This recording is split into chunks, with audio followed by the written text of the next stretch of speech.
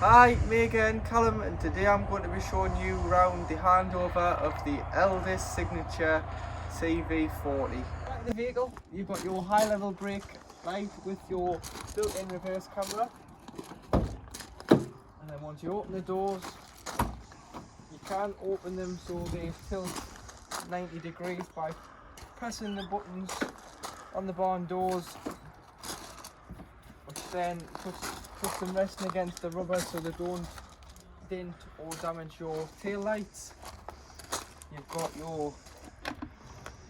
a storage compartment in there, so that's good for storing your deck chairs and all-in-winding handle and things in there. And then coming round, you've got on all your windows, blackout blinds for us on an evening and fly screens, and then they all do open, and then you can tighten them up, keep them out by turning the black knobs. Come round to the driver's side, you've got your mains electric, so this is when you would hook the vehicle up being on a site or at home to charge. So lift the collar back, slide it over and push it onto the female hookup point. Always hook the van up first, then the point, as I don't want you walking around with a live lead in the rain. Next to it you've got your external 230 socket, so if you want any power in your awning or on the outside of the vehicle, you have got a socket there, so you can run an extension lead directly underneath the van and into your awning. And this is your service hatch to your cassette loo, so your toilets behind there, that's where you do the business. This is where it ends up. There's a magnet on the catch here, so it just sticks to the side of the van, and then as long as the slide's closed like it is now, you'll get the cassette out. So lift the orange handle, slide out, you've got some wheels there so you can drag it along the side instead of carrying it when it's full.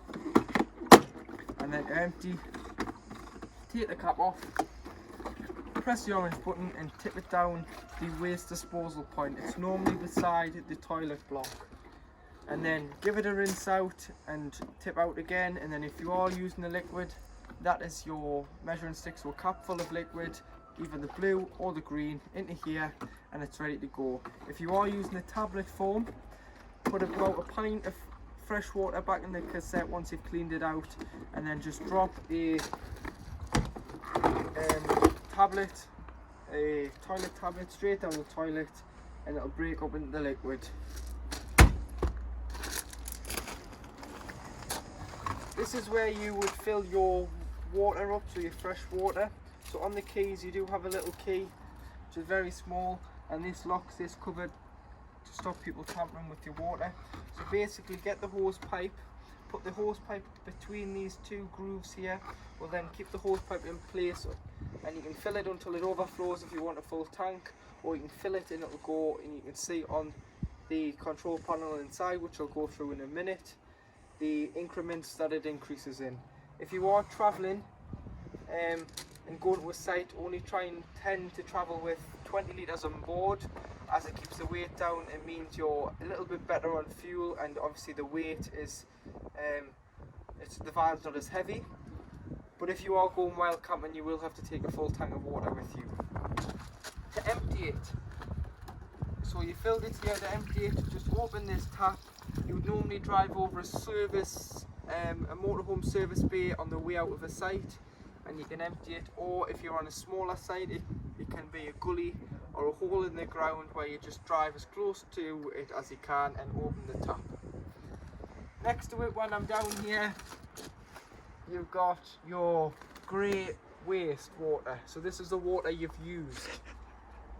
So it could be your shower water, your dishes water and your hand basin water. Same again, drive as close to the grate or the hole in the ground and open it up, and drain all your water off. In the winter, you want all the water out the van, so you want the fresh and the waste water out, and you want to open the boiler, which I'll show you inside. Leave the van completely empty of water, as you don't want the water to freeze in the van, as it can cause damage. This is where this is your LPG, liquid petroleum gas. So in here, it's got a 25 litre underslung gas tank directly underneath the chassis. So to fill it up, it's like a bayonet fitting on a gun. So you'd put the gun into the van and turn the front end, which would then connect onto the bayonet fitting here, and then you'd lift the lever and push on the pump. There's a button, like a red button. You would push the pump button until basically it doesn't go up anymore. That means it's then full. It takes about £15 to fill a 25 litre underslung gas tank. But you can see the level inside the vehicle beside the control panel. There is a green to red marker light.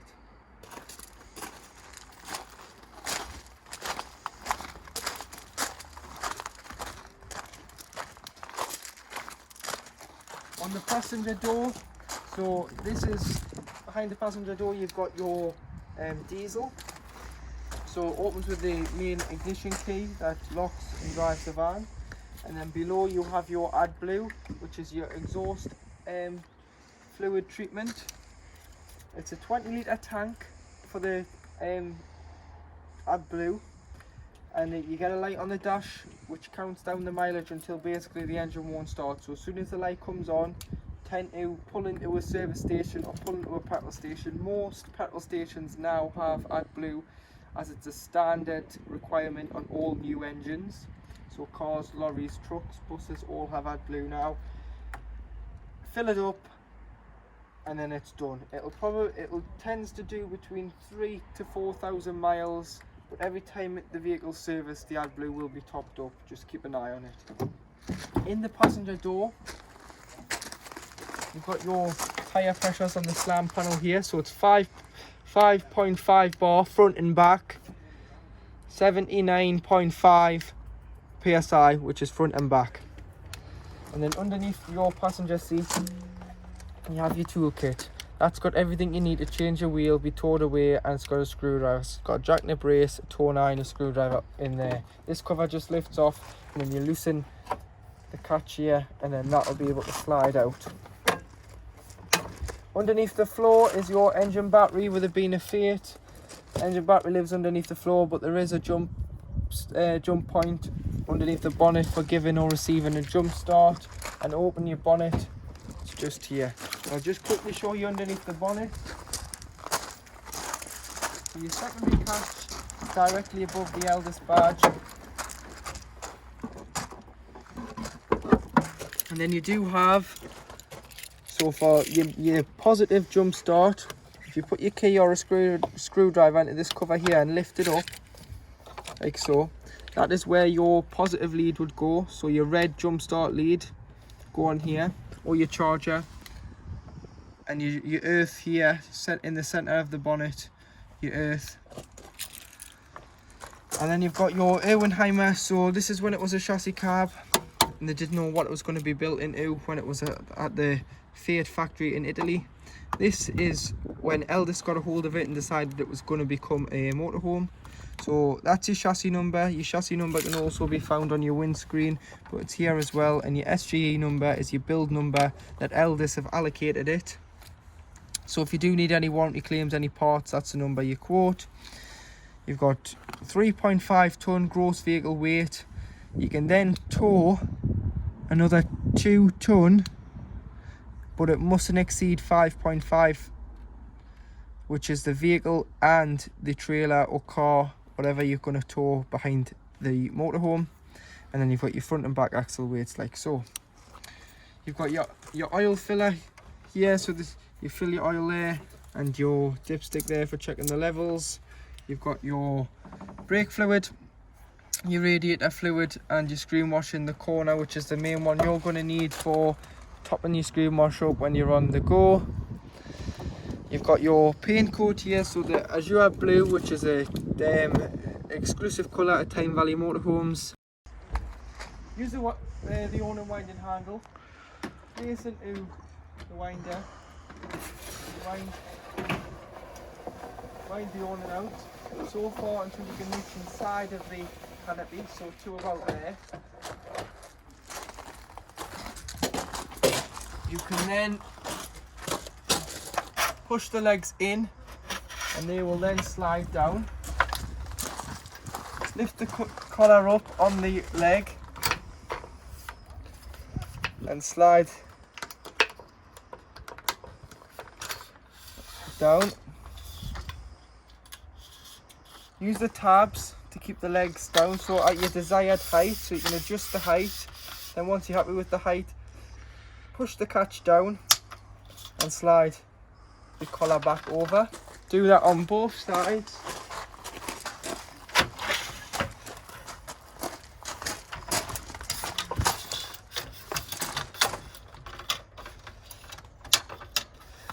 And then you can wind it out further. Peg the feet down with the pegs provided in the all-in-winding handle box. But if you did want a air awning or a privacy room to give you additional space, you see rails here, so you get your driveway kit, and that would slide on there to then allow you to connect to your air awning. And to put away, lift the tabs up, slide. Make sure the legs are clipped in.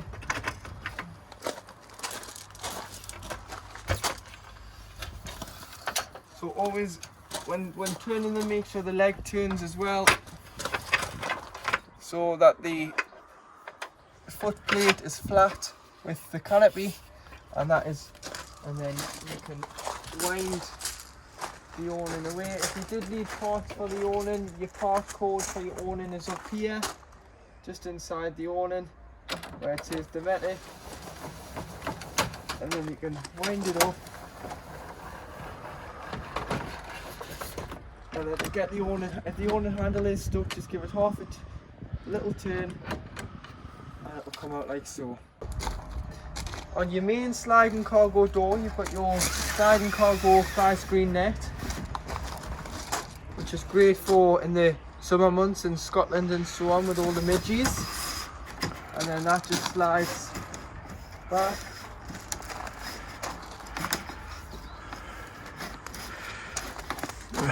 Cut the video.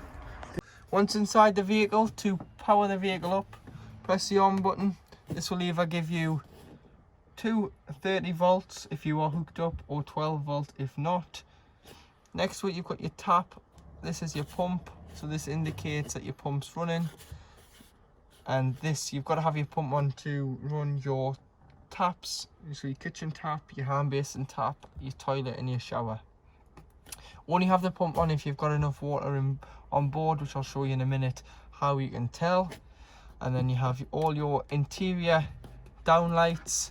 They all are then individually switched around the vehicle, and you've got a switch that looks very similar but the other way around. And this is your awning light, which is just outside the vehicle, which is a bright LED light for in the night time when you're sitting in your awning. You've got your battery here. This indicates your leisure battery reading. You'll get a true reading when you're not hooked up. At the minute where you're hooked up, so it's saying it's fully charged. Once the hookup is taken out, it will show a true reading. And next to it, you have your water. So this is how much fresh water you've got on board. So we've got half a tank of fresh water on board. And then this switch here is your entrance switch, which does your lights above your dinette area. To operate your wheel hot water and heating system,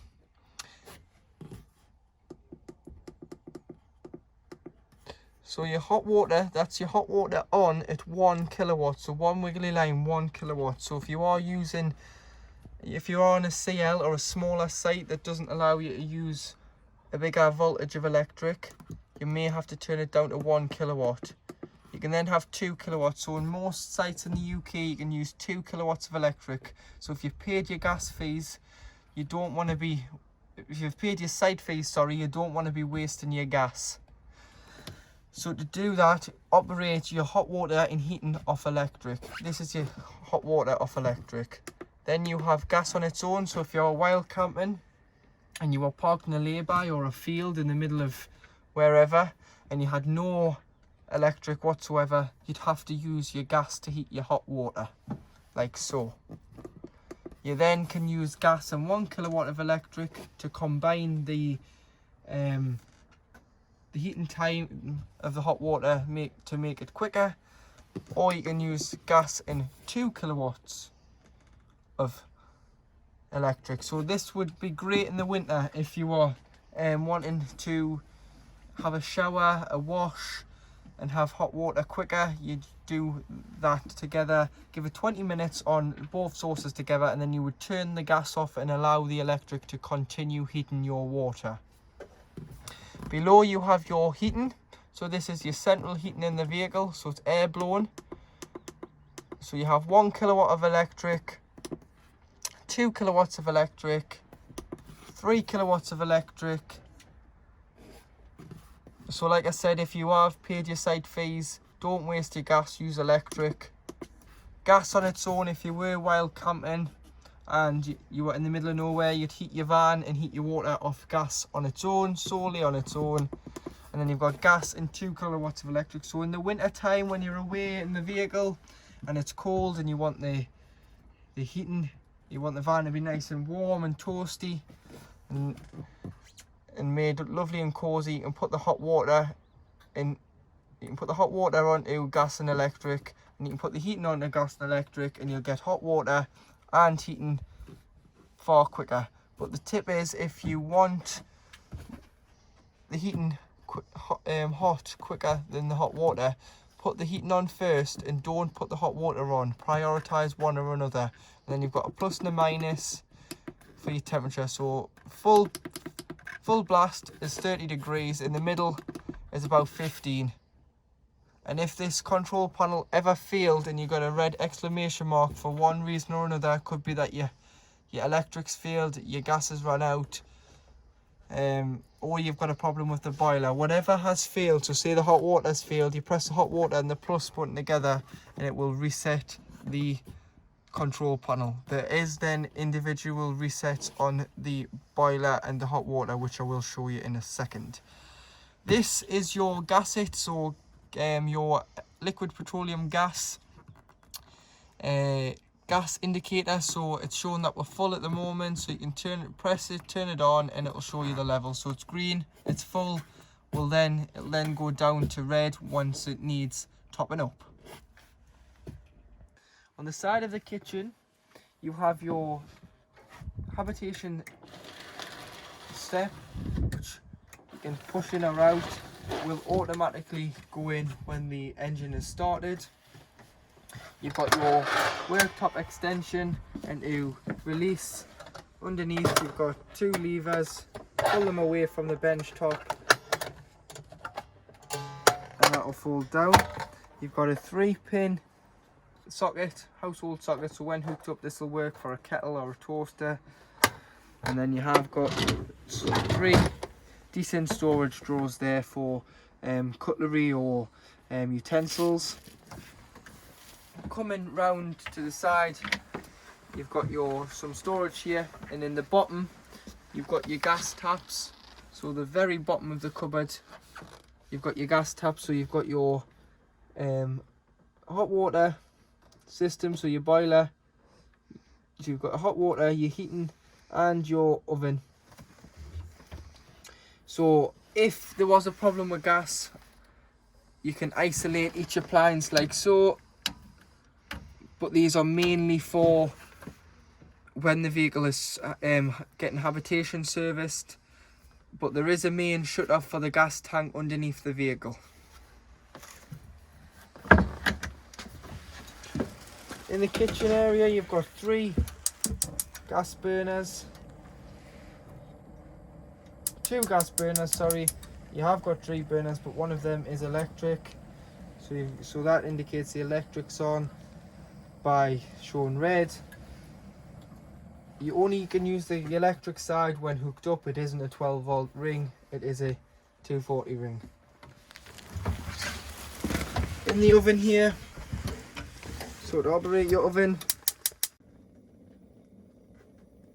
so that's your oven away, and your grill's above, so allow the grill thermocouple to get warm before you release, and that'll stay lit.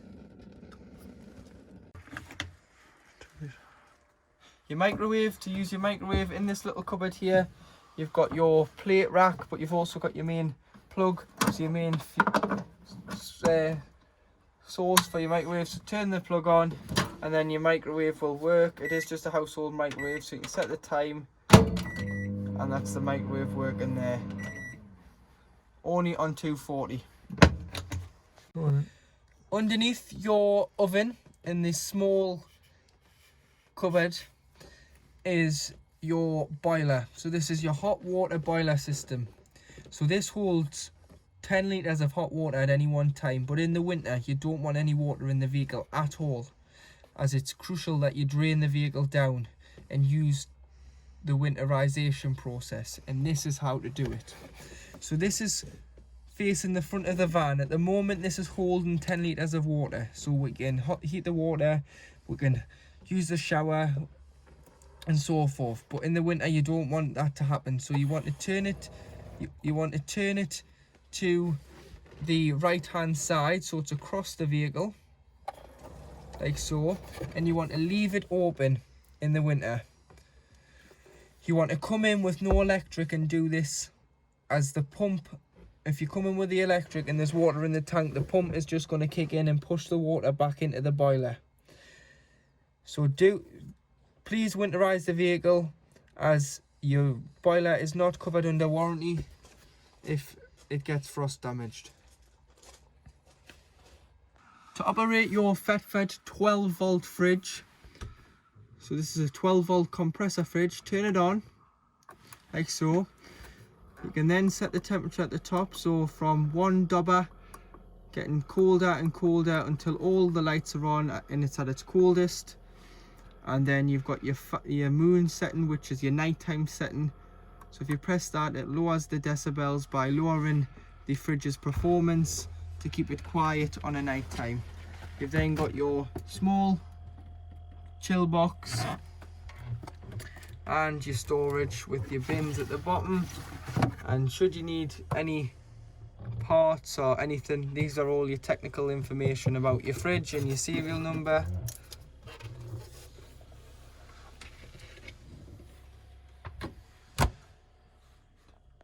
To operate your toilet, for the flush, press the blue button, make sure the pump's on. You will then get the flush from the main freshwater tank. And to deposit your waste, use the slide, the grey slide on the bottom of the toilet, slide it to the right, and it will allow the waste to drop into the cassette. Like I said, if that's open like so, now if I went to take the cassette out, it wouldn't come out because the trapdoor is open. It must be closed, and it must be closed when travelling. And then this diagram here of the cassette, once that wheel goes red, it's indicating it's nearly full, so it's about 3/4 from full, so it should be taken out and cleaned and refreshened and put back in. So then in your bathroom, you've got your sink plug, pushes in, you've got your shower. So in the winter, take this off and allow this shower, pull this shower hose out and allow it to sit in the shower tray over the winter period, because you don't want any water to basically get freeze in this corded hose.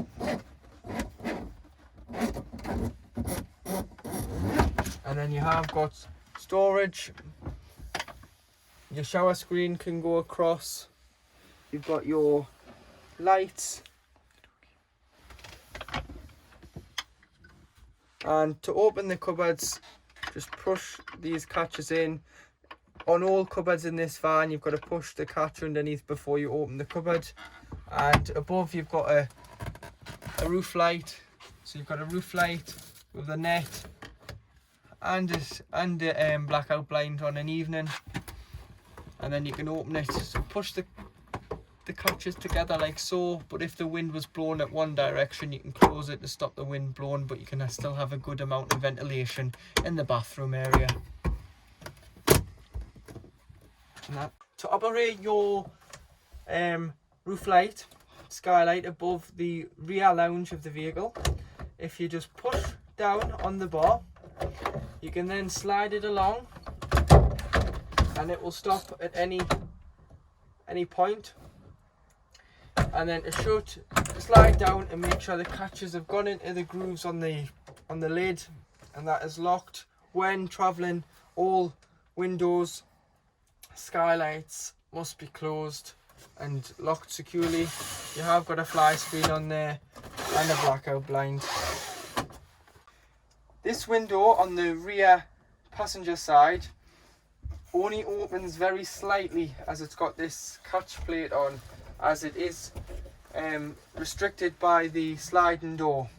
So if this wasn't on, the sliding door would rip the window off. So this window basically opens a very small amount to allow a small breeze through. In the cupboard above, next to the fridge, you have your Truma dual battery regulator charger. So this is from the solar panel. It is just wired to the leisure battery, but there is a terminal here that you can wire to a secondary battery, whether that'll be a second leisure battery or your engine battery. But it is indicated green, showing that it is charging. Now in the back of the vehicle too, you have your, underneath your driver's side rear bench seat, you've got all your fuses and 12 volt fuses. So if you do blow a fuse, these are only 12 volt fuses, so it would be a good idea to go to Halfords and buy some spares, standard blade fuses to carry with you.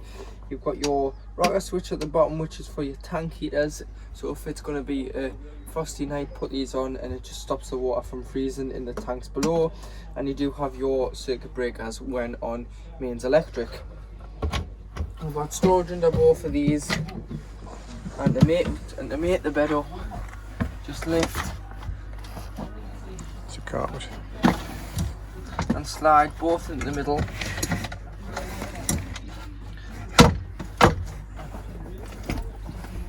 and use the backrests in the middle.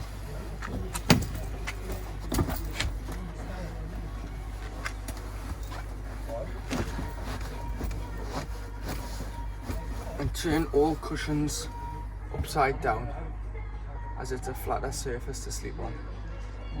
You've also got your TV bracket, which you release by lifting the small pin up, and then you've got a 3-arm TV bracket. You've also got 2 double 3-pin plugs, 2 USBs which run off your 12 volt, a 12 volt cigarette lighter, great for a 12 volt TV and aerial point, and then your individual reader lights that are individually switched. And while I'm here, to operate your cupboards, push down and slide up, and in there is your TV booster, so you can spin the wheel to boost or weaken the signal to suit you best. Your leisure battery lives in here as well, so to get access to it, lift the seat up and take the cover off, and in there you have your leisure battery should you require access to it. Now inside the cab, I will go through your cab controls. So you've got your main radio there, which is DAB, FM and AM. You can switch over here, but mainly keep it on DAB. You can stop to 3, but then if you press all, you've got 12. So you can get preset all your radio channels. You can then press media. For media, if you open the lower compartment, up here you've got a USB, so you can either have it from a device, or if you've connected it over the Bluetooth, you can use your media from there. You've got your nav. So you've got TomTom, so it's just a TomTom van sat nav. So you can put all your destinations in there. Don't set the home destination up. If you are, set it somewhere near home, the street before, street after, the estate, but not your house address, as if the van is stolen, they know where you live. Phone.